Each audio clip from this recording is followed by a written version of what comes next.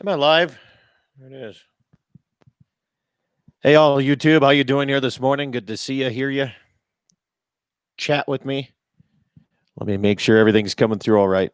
In a remote location today, yeah, I'm in Lead, South Dakota. So there you go. Make sure we're all hooked up, ready to rock and roll. Yes, you should.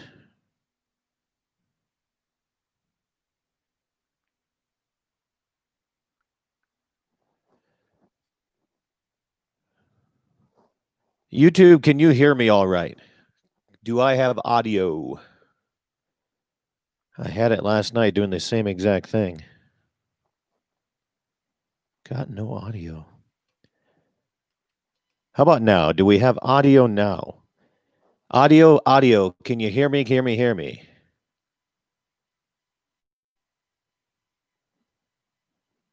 How about now there, buddy?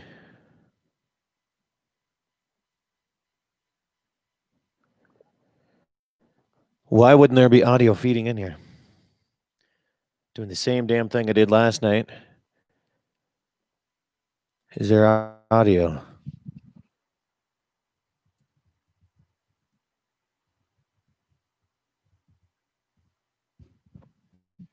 Mic check 1 2. Mic check 1 2.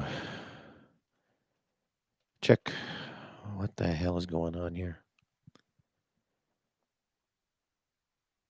Why wouldn't there be audio? Had it last night. Doing the same damn thing.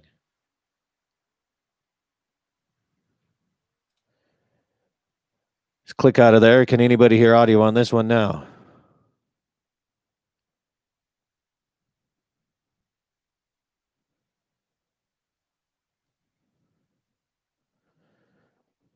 Nobody's.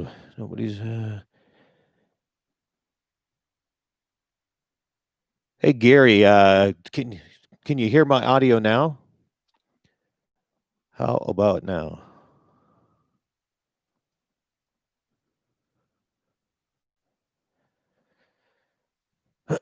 Check 1 2. Test 1 2 1 2. Check 1 2 3 4. 1 2 3 4. Check 1 2 3 4. Come on, Gary, write me back here quickly.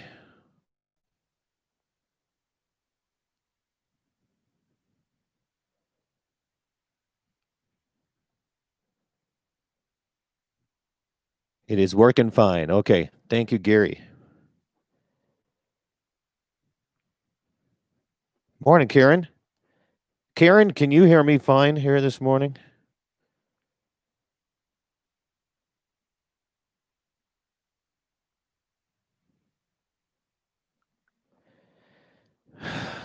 Yes, it's working fine. Yes. Okay, cool. All right. I'm getting audio all the way through that side, so I'm not sure.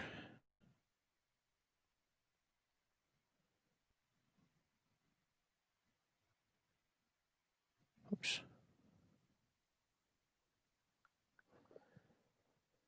So there you go. Let's see here. I got a couple minutes here. What are we going to do?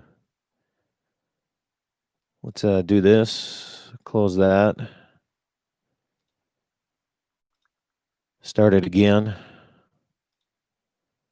Morning, Chuck. Good to have you with me this morning.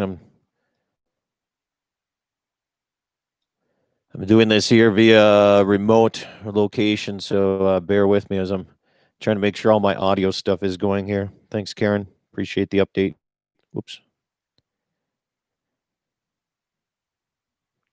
Okay, restarted Mumble.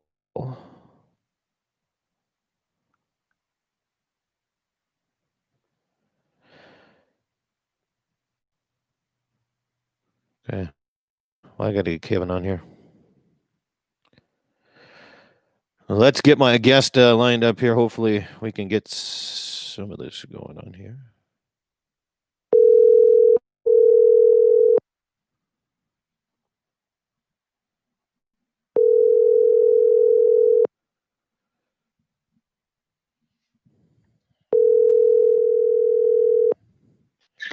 Hello. Kevin Vaughn, good morning. Good morning, Scott. How you doing? Pretty darn good. How you doing? Oh, not too bad. It just crawled out of a giant saw full of grease and sawdust.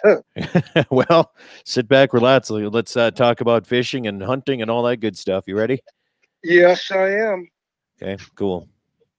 You're live on YouTube with me right now here before we actually get going on the radio side when they log in here, but yeah. Oh. So how's life been going up that way? It's life has been going good. We're a little dry in the Badlands right now. We sure could use some moisture, but I guess this is the cards God has dealt us right now. All right. Yeah, we've been getting quite a bit of moisture down here. It's been pretty wet. Well, I'm actually in lead today. Okay. Doing a little remote thing here. I took a day off of branding and moving cows and fixing fence and dealing with that. So I figured, what the hell? Yeah, a guy needs them vacations every once in a while. We just got back from about 7 days of fishing from Devil's Lake all the way down to Pier. Yeah, that's what I seen. I seen that on your Facebook post. So that's perfect. All the Dakota Territory fishing update. Yeah, we covered some ground. By the time I got home, I checked. I put on about 1,400 miles. So are you still covered some? Are you still married? No, I'm not. She's like, I don't know that, huh? Yeah, that ended about a year ago. Oh, okay. Well, sorry to hear that. Oh, it happens. You still doing your guiding or what? Yeah, I'm busier than ever this year. Good. I thought it was going to be really slow with the whole Corona, and God, I've never been more wrong. I've been booked up every week for about the last 3 weeks now. That's good. Good to hear that. Took that vacation. Yeah, I just more and more calls every day, and fish keep biting, so we keep fishing. Darn right. Yeah, I tell you, it's I don't know. I'm not a big fan of everybody wearing these masks. I think it's kind of a hoax, but I'm right there with you. It's amazing to me how many people voluntarily closed up their business or did something different because of a media scare. I mean, it's less dangerous than the common flu. Last night I was eating at where the hell were we? I don't know, saloon number 10 or something like that, maybe. Okay. And the waitress came up with a mask, and I said, "Could you take that off so we could actually hear you and see your face and whatever?" And she was like, "Thank you so much for saying that."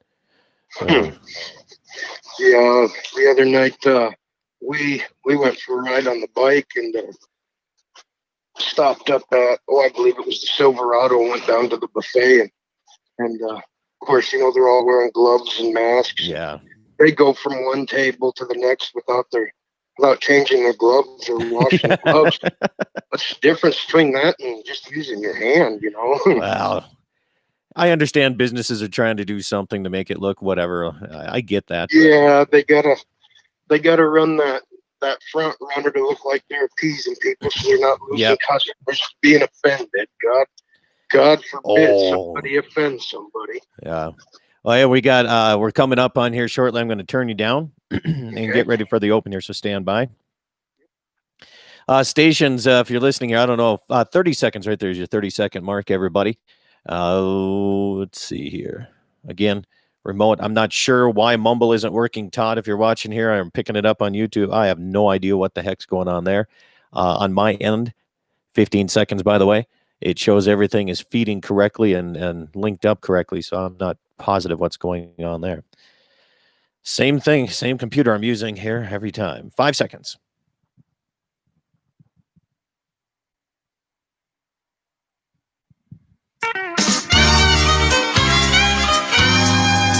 Well, good morning, everybody, and welcome to the Saturday edition of Dakota Prairie Outdoors. Good to have you along here this morning all across the Dakota Territory, all the way from KFYR in Bismarck, Mandan, KCJB in Minot, KLTC Dickinson, KOLY in Mobridge, South Dakota, and Pierce, South Dakota, listening on KGFX. Good to have you along here this morning as I am doing a little remote show this morning. I'm in Lead, South Dakota, as some people say, what are you doing down there?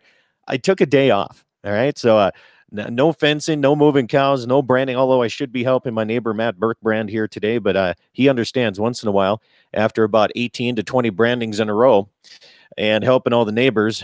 Once in a while, the calendar pops up with a date weekend with your wife. So you're gonna have to do that once in a while, and I have no problem doing that here this morning. So I'd like to welcome Kevin Vaughn from Wild Walleye Outfitters onto the program here this morning. Kevin, good morning. How are you? Good morning, Scott. We're doing great here. How about yourself? Well, it's a little bit breezy out this weekend across the Dakota Territory, and I know that's not favorable to fishing, but hopefully one of these days we can get a nice calm day where everything is going to be raining and moisture. And of course, you said in the Black Hills you guys have been getting moisture. It's been fairly wet around here. A lot of rain with a lot of hail. It's been some pretty good hailstorms Whoa. around here. Say, Kevin, you're kind of phasing in and out here on your phone here for me. Can you hear me now? Well, try this spot right here. How's this? Okay. There we got you there. So what were you saying about the rain? I said we've had quite a bit of moisture here this spring already. It's quite a bit of hail, actually. Yeah, I seen you guys had a pretty good hailstorm come through the hills. What did you get any damage at all? In Sturgis, I did not. And luckily, when we got all that hail, I was on vacation myself up in North Dakota, so I wasn't even home for it. Vacation in North Dakota. That sometimes doesn't. It sounds strange to me that would happen without going at least to my place and shooting prairie dogs. So what's up with that? What kind of vacation did you take? Oh, well, kind of vacation you'd expect. I hooked on the boat and we drove up to Devil's Lake and we fished up there for a couple days. We did okay. We caught one walleye. The walleye bite was just really tough up there. We ended up catching just a ton of northerns, though. And then we kind of got tired of catching northerns, so we come south and we fished West Wabay, and we did pretty decent there. And then, of course, that South Dakota breeze kicked in and kind of we call it a breeze. Some people call it wind, huh? Yeah, exactly. I figure it's just the makings of a good walleye chop that gets carried away sometimes. Yeah. So before you go on here, let's start with Devil's Lake here. How's the lake, Devil's Lake looking this year? I haven't been able to get up there for a couple years now. It was my first time up there, but I'll tell you, it's one impressive lake. You see pictures of it and you hear about it, but you never really just get how big it is until you put your boat on there and just start going. And yeah, the fishing up there, like I said, we talked to a couple local bait shops up there, and they said the walleye were a little slow getting started this year. Usually by this time of year, you can't hardly keep them off your line. And when we were up there, that wasn't the case. We had a pretty tough time getting any to bite much. So, yeah. Did you have a certain place that they sent you that you could say, well, this is where they told us to go? But we went up in 6 Mile Bay. Yep. I was just going to ask if it was 6 Mile or not. We went up in 6 Mile Bay and then just to the south of the boat ramp we put in, there's a big rock pile, and then there's some weed beds with a channel going through it that we found, and they told us, go up in about 5 foot of water and cast to the weeds and throw slip bobbers out the back with leeches, and that's what we done, and we caught a lot of northerns, just no walleye. Yeah. Are you one of those guys that don't like to have northerns in the boat, or you're okay with them? I don't like them in the boat. They're so slimy. I mean, they just make a mess out of everything. So did you keep these northern, or did you throw them back? No, we threw them all back. Give them for the next person. They say that the northern is the poor man's lobster. Is that hold true? They are actually pretty good eating. I might keep a couple of years check on them, and that's kind of how I like my northern. But I've got buddies that swear that a northern is just as good eating as a walleye, and I kind of disagree with them a little bit. But yeah. So you're phasing in and out here a little bit again on your service there. So just to let you know that. I know you're a busy man. You're probably getting everything set up here to go golfing or something this morning. Yeah, I don't get much time for golfing. We've been really busy this year. It's just been, I thought with this whole Corona scare and everything that it was really going to set business back this summer, and it's been exact opposite. We've been booked out and turning people away. I've had another guy that's been helping me take out groups when I get too many, and it's just been phenomenal fishing this spring. Just phenomenal. We've been having anywhere between 25 and 35 fish days. Yeah, it's been awesome. And most of your guiding that you're doing is on Orman, correct? Correct. All my guiding that I've been doing this year is on Orman. We do go down to Angostura if there's somebody that really wants to go, but 99% of our fishing's done up at Orman. Orman. Now, you're talking about coronavirus here.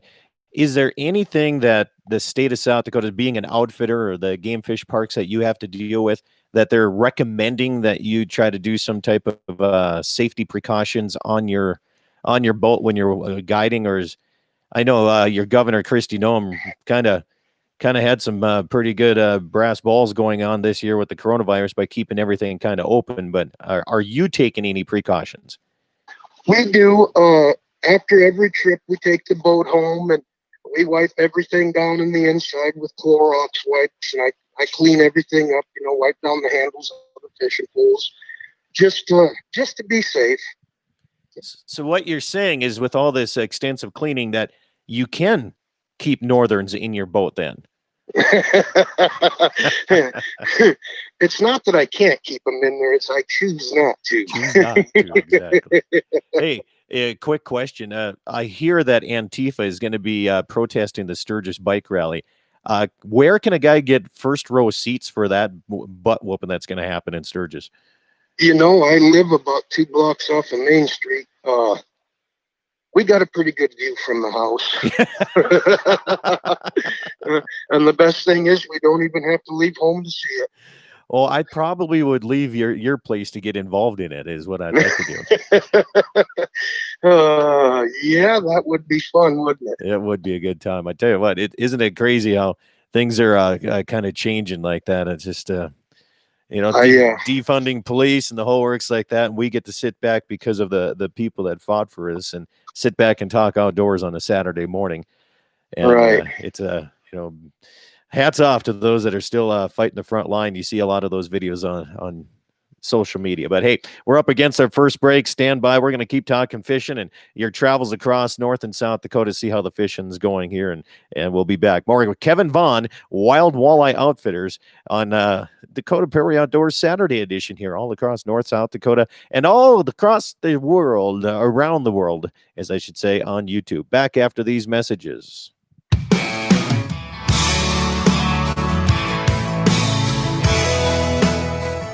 Hi, this is Andy Murdoch with Piper's Auctioneers, hosting 2 excellent midsummer timed online-only auctions. On June 23rd, Piper's online auction features a 2014 Claus 970 chopper with low hours and a 2015 John Deere 6140D loader tractor with less than 500 hours and much more. Also, join Piper's Auctioneers for upcoming live and online equipment auctions in Robinson, Bowman, Animus, and Steele, North Dakota, Dagmar and Baker, Montana, and Ada, Minnesota. For full inventory details and online bidding, log on to pipers.com. We want amazing innovations to drive progress for generations. We want jobs and careers for generations. We want American energy production that protects our land and the wildlife for generations. Today, the advanced technologies deployed by the North Dakota oil and gas producers are making that happen. And with the promise of emerging technologies, the energy of North Dakota has a very bright future for generations to come. This message is brought to you by the North Dakota Petroleum Council. To learn more, visit energyofnorthdakota.com.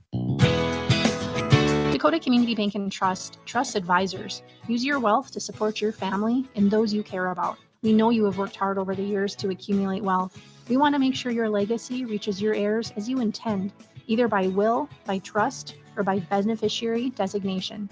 We emphasize flexibility to meet your goals and discipline to achieve them. Visit dakotacommunitybank.com. Dakota Community Bank and Trust, that's what we do. MoPro Guide Service, the best on Lake Oahe. Brent and his staff will give you the most enjoyable fishing experience, always having the latest in electronics, gear, and the most comfortable Lund boat on the water. Fish with somebody who lives in Mobridge, South Dakota, the heart of Lake Oahe, a family-owned and operated business. Go to OaheWalleyes.com. That's OAHE Walleyes.com for the best fishing experience Lake Oahe has to offer. The North Dakota Cowboy Hall of Fame in historic Medora is open for the 2020 summer season. All safety precautions have been taken, with social distancing guidelines enforced and hand sanitizer stations in place. Come see the beautiful new displays for 2020, including the amazing bronze collection in the Hall of Honorees. Shop our wonderful gift shop with merchandise available celebrating 25 years of the North Dakota Cowboy Hall of Fame. We'd love to see you at the North Dakota Cowboy Hall of Fame in historic Medora. Rockin' 7W has all the panels you need. Freestanding panels, windbreak panels, feeder panels, and the original protester panel. If you don't know what that is, it's a sort panel that makes sorting calves from a cow a breeze. You can do it in a fraction of time with just one person on foot or horseback. You can custom order sizes to fit your current operation, or you can start from scratch. Rockin' 7W also does trailer repair on any size trailers, mobile welding, and custom cattle hauling. Call Justin at Rockin' 7W at 701-206-1030. That's 701-206-1030. Rockin' 7W, the farmer and rancher's go-to guy. Hi, this is Andy Murdoch with Pfeiffer's Auctioneers, hosting two excellent midsummer timed online-only auctions. On June 23rd, Pfeiffer's online auction features a 2014 Claus 970 chopper with low hours and a 2015 John Deere 6140D loader tractor with less than 500 hours and much more. Also, join Pfeiffer's Auctioneers for upcoming live and online equipment auctions in Robinson, Bowman, Animus, and Steele, North Dakota, Dagmar and Baker, Montana, and Ada, Minnesota. For full inventory details and online bidding, log on to Pfeiffer's.com. MoPro Guide Service, the best on Lake Oahe. Brent and his staff will give you the most enjoyable fishing experience, always having the latest in electronics, gear, and the most comfortable Lund boat on the water. Fish with somebody who lives in Mobridge, South Dakota, the heart of Lake Oahe. If you need a place to stay, the Morest Motel has newly updated rooms with free internet, a family-owned and operated business. Go to OaheWalleyes.com. That's OAHE Walleyes.com for the best fishing experience Lake Oahe has to offer. At Dakota Community Insurance, we know you've worked hard to make your house into a home. In fact, your home probably represents a large share of your financial wealth. To protect your investment, you want dependable homeowners insurance protection at the best possible value. Whether you own a home, condo, townhouse, or a farmstead, we offer a variety of top-rated companies to tailor coverage to your needs. For more information, visit DakotaCommunityBank.com. At Dakota Community Bank and Trust, that's what we do. All right, stations, looks like we got 15 seconds here coming on mark. 15 seconds.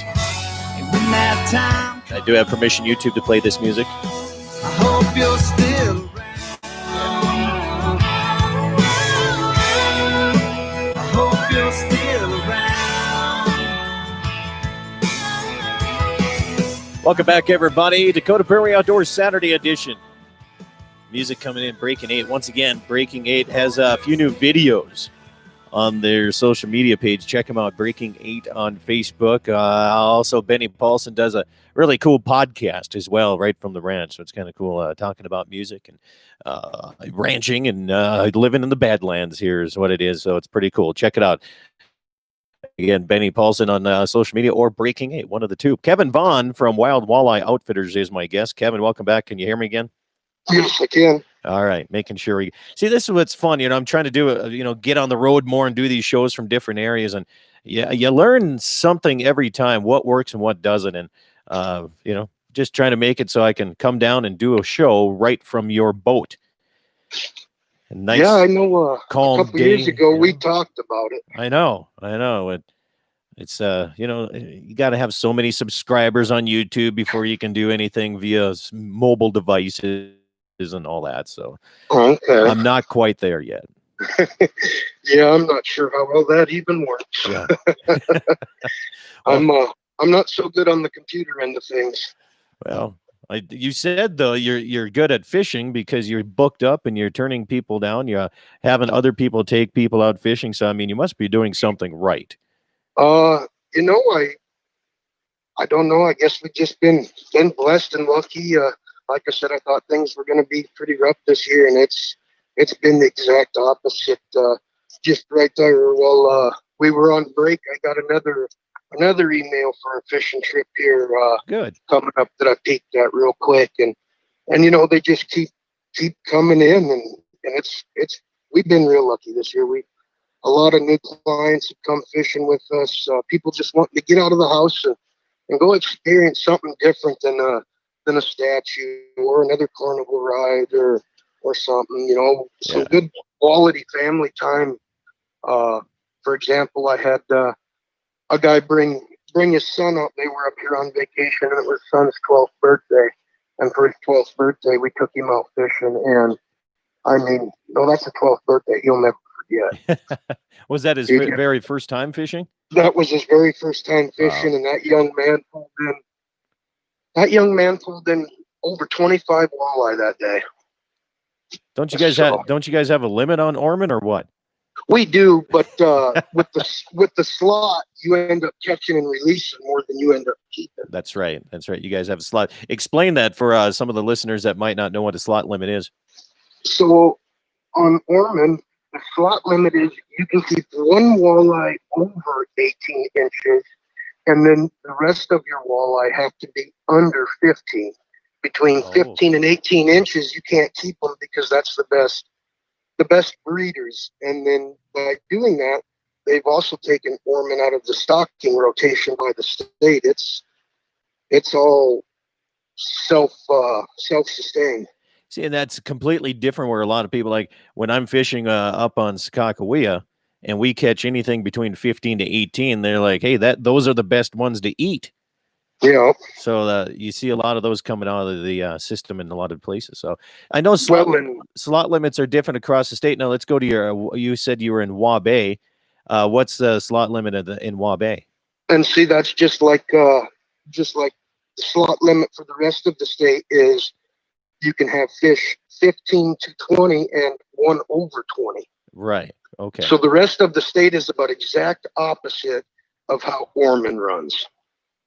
Okay, that'd be interesting. I gotta make a phone call down South Dakota Game Fish Parks and see what they think, how that works for them. I guess I did some research on it here a few years ago and talked to the game wardens, and they said, it's amazing.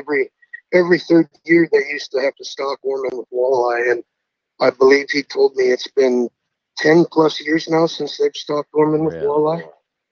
That's good. I mean, that's exciting to hear because, when it can self-sustain, that's kind of what everybody's looking for in a fishery. Yep. Yeah. So with that slot limit, there's always plenty of fish to catch. You might not be able to fill your live well, but at least you're seeing some rods bend. Right. Exactly. And the 1 over 21. And I think that's how when I'm in Mobridge fishing with Brent Chemnitz up there too, the same thing there, but here's the thing. I hope Brent's listening. He claims that he's going to get me on a fish over 21 inches this year. And if I come fishing with you, what are you claiming that you're going to get me on? Fish. Come on. 30. Give me a 30. I don't make no claims to nothing. All I tell everybody is if you don't grind out the hours, you'll never catch the fish. Yeah. It's just fun. I enjoy just getting out on the water once in a while. We don't have a chance to do that in the Badlands very often, if you know what I mean. I understand. Yeah. No, I tell you what, if people want to text any questions to me, you can't call in today because I'm on a different location. So my home studio is a long ways away. But if you want to text your questions to me, you can do it at 701-425-6651. That is 701-425-6651. You can also Facebook message it to me. You can tweet it to me. You can do YouTube it to me. We're live chatting on YouTube as we speak here right now. So good enough here. Oh, here comes a message out of the Pierre, South Dakota area. It says, have you gotten down to the pier and fished anywhere in that neck of the woods? Yes, I have. I just come back from about, Monday and Tuesday night. We were up fishing in pier just below the dam up in the tail races there. And we had a really good salmon and walleye bite throwing Rapalas up at the dam. So what are you using for bait when you're in the tail race like that? Like a Rapala floating or a husky jerk, 3 treble hooks on it, and then we put on like a 2-ounce weight and then tie a 1.5 to 2 foot mono leader. And then we just run the boat clear up to the dam to the signs, and you cast up as close as you can and kind of keep your weight up out of the rocks. And yeah, we had 2 very awesome nights up in Pier. So what did you finish limiting out then too, or? Yeah, well, the first night we caught a limit with our smallest fish being 18.5 and our biggest one being just over 22. And then we also caught 5 salmon that night with the biggest one weighing right at 11 pounds that I caught. That was my first salmon, and boy, I'll tell you what, that was a riot. I bet. I've yet to get the opportunity to get a salmon yet.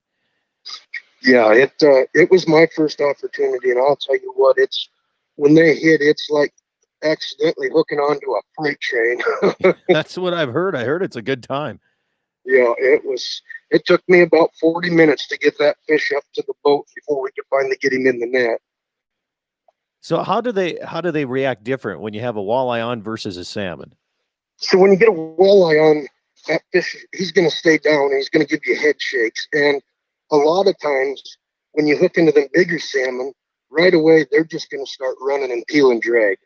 I mean, there's just no stopping them. And then they're going to come towards the surface instead of trying to stay down. They'll come up and actually jump on you. That'd be exciting to see that. Not only there, but I tell you what, now you got everybody in the pier area excited to head into the tail race right now. Yeah, the fishing has been pretty good up there. And then we also went up to West Bend on, that would have been Wednesday morning, and we caught a limit up there. The fishing was a little slow. We caught a lot of small fish.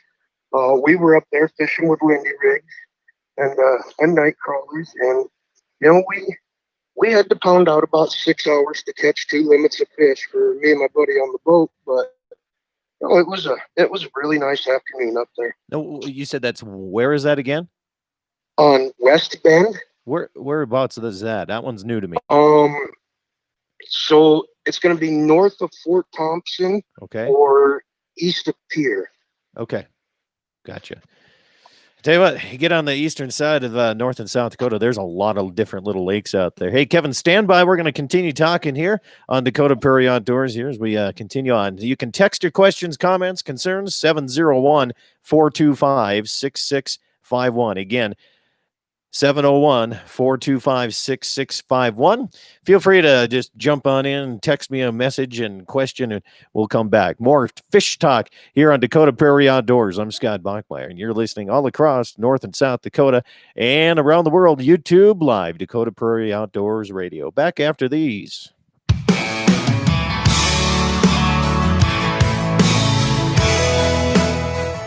Hi, this is Andy Murdoch with Piper's Auctioneers, hosting 2 excellent midsummer timed online-only auctions. On June 23rd, Piper's online auction features a 2014 Claws 970 chopper with low hours and a 2015 John Deere 6140D loader tractor with less than 500 hours and much more. Also, join Piper's Auctioneers for upcoming live and online equipment auctions in Robinson, Bowman, Animus, and Steele, North Dakota, Dagmar and Baker, Montana, and Ada, Minnesota. For full inventory details and online bidding, log on to pifers.com. We want amazing innovations to drive progress for generations. We want jobs and careers for generations. We want American energy production that protects our land and the wildlife for generations. Today, the advanced technologies deployed by the North Dakota oil and gas producers are making that happen. And with the promise of emerging technologies, the energy of North Dakota has a very bright future for generations to come. This message is brought to you by the North Dakota Petroleum Council. To learn more, visit energyofnorthdakota.com. Dakota Community Bank and Trust trusts advisors. Use your wealth to support your family and those you care about. We know you have worked hard over the years to accumulate wealth. We want to make sure your legacy reaches your heirs as you intend, either by will, by trust, or by beneficiary designation. We emphasize flexibility to meet your goals and discipline to achieve them.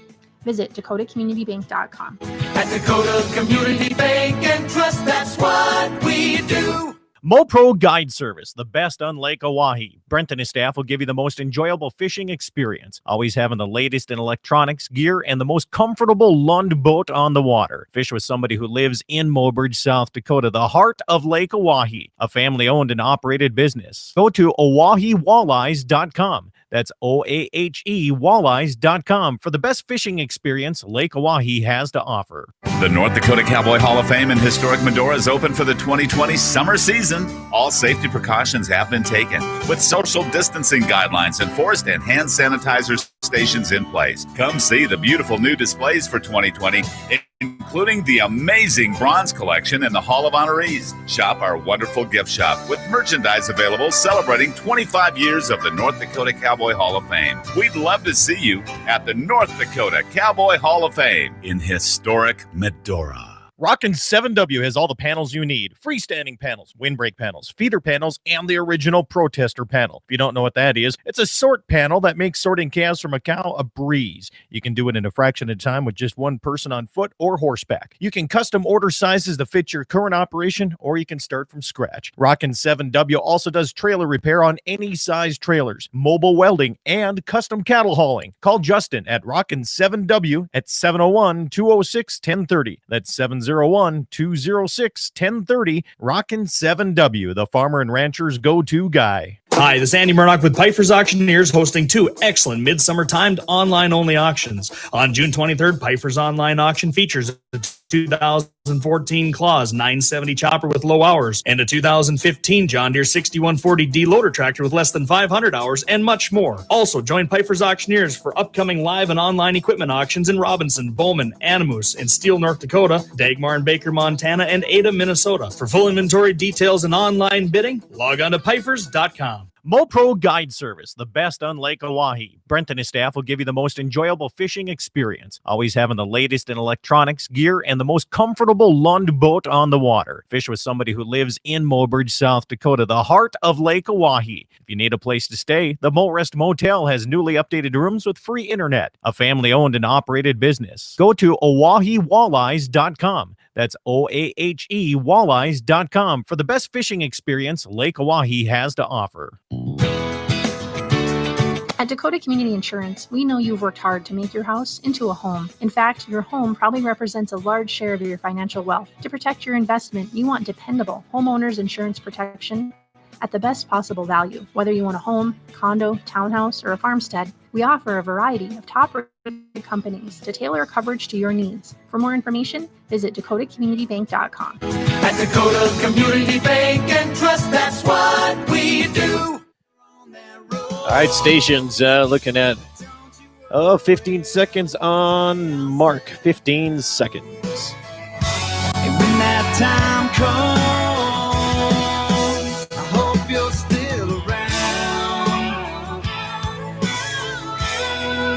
I hope you're still around. Welcome back, everybody, to Dakota Prairie Outdoors Saturday edition. I'm in Leeds, South Dakota here today, looking out the window. She's a bit on the windy side again, and I know all across the Dakota Territory. Some places getting 90 degrees with 50-mile-an-hour winds today. So fire danger, we know it's going to be a little bit on the higher side here. Kevin Vaughn from Wild Walleye Outfitters is with me this morning here via phone. Kevin, you're at the sawmill right now. You're actually taking an hour and not working. Yeah, I didn't know that. Thank you for doing that for me. I appreciate that, man. Oh, I appreciate you calling me and having me on the radio with you. Yeah. So you and I were talking during the break when you said you're at the sawmill and how important logging is to the wildlife, and not only wildlife, but wildfire prevention here. Talk about that a little bit. Like we were talking, one way or another, them trees are going to go, whether it's in a forest fire or they're logged. And like I was saying, I'd rather see them thinned out and logged and be able to maintain the forest fire than have these people that think logging are bad for the forest. And then you have a big forest fire and you have thousands of acres of trees that are just gone, used for nothing now. and a complete area devastated that takes up wildlife habitat and bird habitat and all of that, and it displaces it and makes a whole section of the forest now basically useless, burnt off and ugly, that with, you know, the proper people going in there and thinning out the trees and clearing it up would have never happened, or at least not have been to the extent. Yeah. Well, in that new growth underneath needs the old growth sometimes to get out of there, so it has a chance to get that sunlight in there. Well, and that's right too. You know, it's hard for young trees to grow up big if they're not getting a lot of sunlight, and with them big trees towering over top, you know, it's hard for that sunlight to get down to the ground. So have you guys had any more trouble with the what was it, the pine beetles or whatever it was a few years back? I know that was a big issue down here. You know, I think for the most part it's been put under control. Okay. But you know, the whole Forest Service thing in the trees, I guess I don't follow that much of it so much. My job at the sawmill is to work on machinery, so that you got to have the saws buzzing, don't you? yeah, that's just it. If they're not turning, they're not making boards. That's right. Renewable resource is what it is. Yep. Yeah, it's one of those renewable resources. Hey, a text message came in. It says, when you go to different lakes, like when you went to Devil's Lake or Waugh Bay, what do you do to prepare yourself to find a place to go fishing? Do you read like some contour maps, or do you just ask around? We spent hours watching videos of people fishing up there, seeing what they were using for bait, how they were presenting them. When we got up there, the first and best thing you should always do when you go to a big body of water and you've never been there is just hire a local guide for one day. Yeah. Let them take you out, let them show you how to fish the lake, let them show you what baits to use and everything like that, you know, and then if you brought your own boat, go out the next day. And, you know, now you have an area to fish. You have an idea of what to use for bait, what tactics to use. You know, you have all that information, and it's a couple $100. So, you know, I would recommend the first thing you do when you go to a new lake is if there's a guide available, hire a guide and let them fish it with you, because they fish it every day. They know. They're not out there guessing, well, this point might look good, that point might look good. You know, that would be one of my biggest recommendations. I did not take my own advice, and we stopped at some local bait shops and asked the guy working there, you know, where's kind of the place to be right now, and what should we be looking for? And you know, we kind of followed his advice to the T there, and we caught a lot of northern, but like he said, you know, the walleye were few and far between, and then, you know, I went out on my own and I tried some stuff that I do back home here and on the river.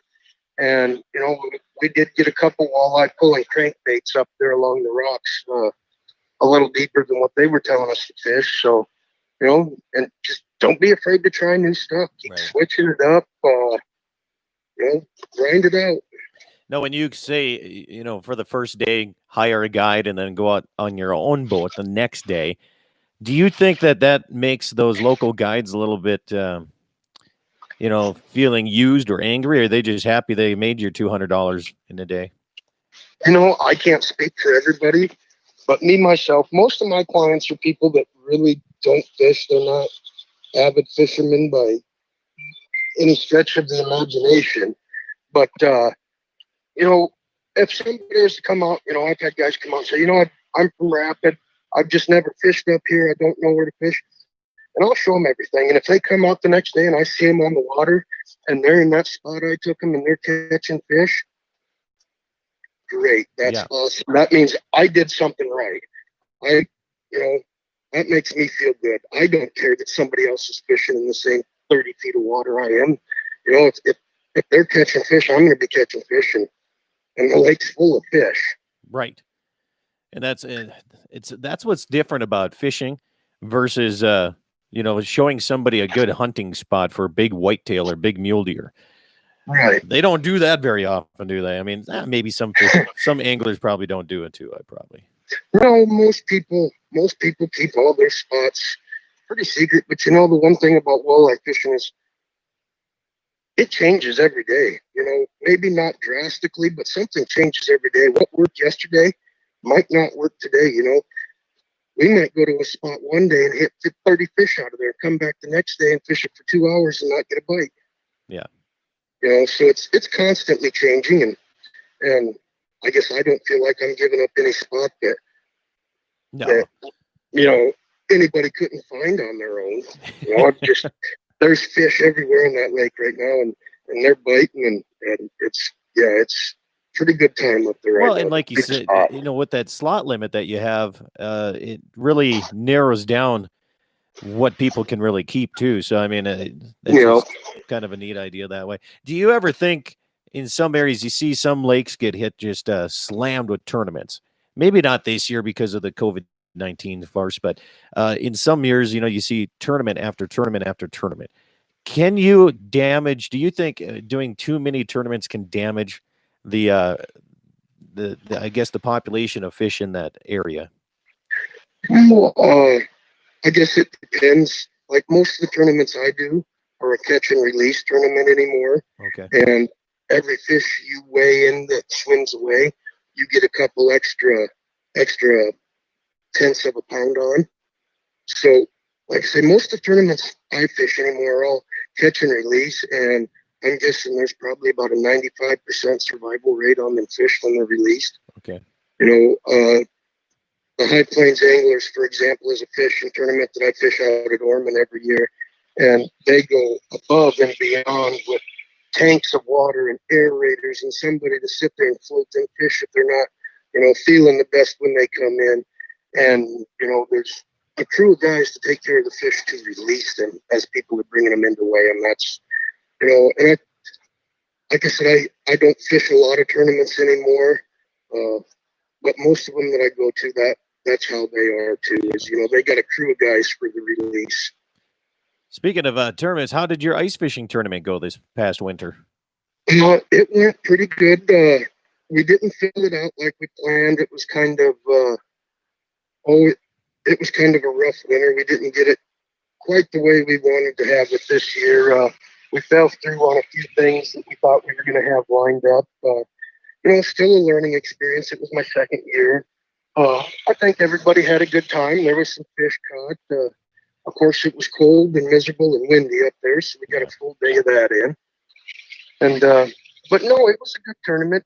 Tough bite this winter out there. It was, you can mark a lot of fish, but convincing them to bite was another story sometimes. Yeah. Well, you get into this ice fishing tournament stuff, you got to go back up the Devil's Lake and see their big ice fishing tournament they have every year. I would love to. Yeah. I would love to go up there and ice fish someday. I don't know if I'll make it up there this winter or not, but yeah, there's a few bucket list lakes on my ice fishing tour that I got to make yet. Do you have any bucket list open water? The Columbia River. Really? Yeah, that's my. I'm thinking probably next year. I'm packing up for a week or so and headed to the Columbia River to fish. Okay. Yeah. Text message comes in here. It says, "Ask Kevin about fly fishing in the Black Hills." I don't know anything about fly fishing in the Black Hills. I don't fly fish. I don't know of any outfitters really for say in the Black Hills that do fly fishing. I guess I don't know much about it. When you're driving around, do you see a lot of people doing that, or is it? There is quite a few people. There's a park in Spearfish that I take my daughter to, and there's usually a couple of people fly fishing that. And then up like Spearfish Canyon, I know there's a lot of people that fly fish that creek that runs through there, and Pack Pool, I think they fly fish out there from float boats. But like I said, I don't do it myself, so I don't know a whole lot about it. How about bow fishing? Is that something that's kind of? It's actually starting to pick up here quite a bit with people coming up different kinds of boats and then flat bottom John boats and building platforms and putting generators and lights on them. I actually I seen one coming up the channel at Ormond there the other night. I I was out to lake coming home about dark, and there was a boat coming up the channel, bow fishing with his generator and lights and a platform. It was a pretty neat looking deal. Is that year round? Can a guy do that? I mean, during the summer, of course, in open water, as long as you have it, is that mostly for junk fish, or can you do it for any kind of fish? I believe it's mostly just kind of junk fish. But I guess if a fish comes to the surface and you could see it, you could probably shoot it. Yeah. I know they do that. It's a big thing with carp all the time. They use it for. Yeah. A lot of times, even on a nice day when we're out fishing, and carp will come to the top of the water and sun themselves. And you just see some big old carp just sitting there right next to the boat until they realize what's next to them. Then they spook and swim off. See, what you need to do now is add to the Wild Walleye Outfitters. Have a bow with you on all set up, ready to go. And then your clients, when they see that fish coming up to the surface, they can at least attempt to do that. Yeah, I never thought of that. That'd be another hobby to start getting into, but I don't know if I could afford another hobby. Oh, yeah, you can. You can afford it until you can't afford it anymore. Well, yeah. I'll agree with you there. That's like mine and coyote hunting. Holy cow, it gets expensive when you want to reach out further and further all the time. Well, it's just like fishing in the guide business. Yeah, that's what I'm in the tackle shop constantly, and it don't seem like I ever walk out of there with less than $100 worth of stuff in my hand. Well, you know what BOAT stands for? BOAT. Bring on another 1,000. Yeah, exactly. Bust out another 1,000. Yeah. It's the joy of having one of them. I tell you, there's all kinds of ideas I could give you for, extra. You try them out. You let me know how profitable they are, and then I'll see if I want to jump into it afterwards. We'll put that sign experiments and go. We have a river up along the ranch up there called the Little Missouri that flows north up into Lake Sakakawea. And we have a little crossing, the only crossing between the interstate and Highway 12, basically, and that's actually a road. And there's an old timer. Him and his wife come down every spring, man, and they sit on the side of that little crossing and they catch catfish right off of that bridge. Oh, I suppose, yeah. Yeah. I never thought about that, but he just enjoys the heck out of it. And saw him again this spring, and he had his grandson out there teaching him how to use get some catfish in there. I think there were 5 or 6 of them at the time I saw him, so that was pretty cool. It's good to see that passed down through the generations.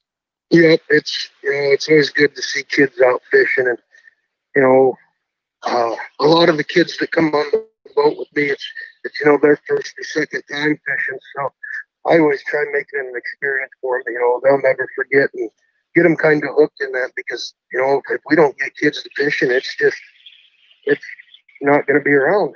Yeah, and it's been one of the. Hunting and fishing, that's what it was all about. Years. That's been around for thousands of years. So everybody's trying to take it away from us, Kevin. I know that. And it's sad to see. Did you hear right now Elmer Fudd lost his gun? He can't even hunt rabbits anymore.